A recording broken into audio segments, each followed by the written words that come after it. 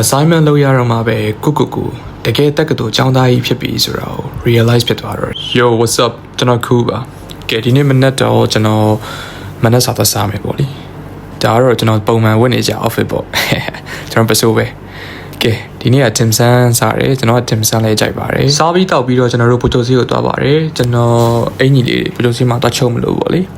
ပူတိုစီကတော့ထုံးစံတိုင်းပဲကားပါကင်ရဖို့တဝင်းလုံးပတ်လိုက်ရတယ်အဲ့တော့ရက်လိုက်တဲ့နေရာကားပါကင်ရတဲ့နေရာနဲ့ကျွန်တော်သွားချုပ်မဲ့ဆိုင်နေတောင်းနေမြောက်ပြဟိုဘက်အစွန်ဆုံးနဲ့ဒီဘက်အစွန်ဆုံးဆိုတော့တော်တော်လမ်းလျှောက်လိုက်ရတယ်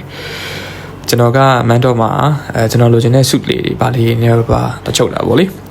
ဆိုတော့ချုပ်တာပါညာပြီးတော့ကျွန်တော်မမေနဲ့ညီမကိုထောက်တာအေးသွားပို့ပေးရတယ်ဆိုတော့ဘာလို့ဝယ်ရလဲတော့မသိဘူး make up တွေလာပါလားမသိဘူးအသွားဝယ်ကြတယ်ပြီးတော့ကျွန်တော်တို့ marketplace မှာသွားပြီးတော့လိုအပ်တာလေးပါညာနေပါသွားဝယ်တယ် Safari ဆိုင်ရှိရောက်တော့စောက်ဝယ်ခြင်းတယ်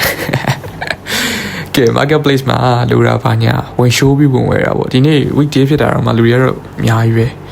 ကျွန်တော်တိတ်မဝယ်ဘူးအမေနဲ့ညီမပဲဝယ်တာအိမ်ရောက်တော့ကျွန်တော် assignment ရေးနေရတယ်ညီမက assignment လုပ်နေရတယ်ဗျာ assignment ရေးရတဲ့နေ့ကုန်ဘာသာမှမလုပ်လိုက်ရအောင် assignment ပဲရေးနေရတယ် assignment ရေးနေနေမပြောတော့2နာရီလောက်စတိုက်ရေးတာကိုကျွန်တော်တော့ဝယ်ပြီးတည်တယ်ဒါတော့ကျွန်တော်လည်းရေးနှီးတယ်မပါဘူးအဲ့ဒါကိုတော့ဝယ်ပြီးတည်တယ်မပြောတော့ဘူးပေါ့နော်အဲ့တော့ခဏနားမယ်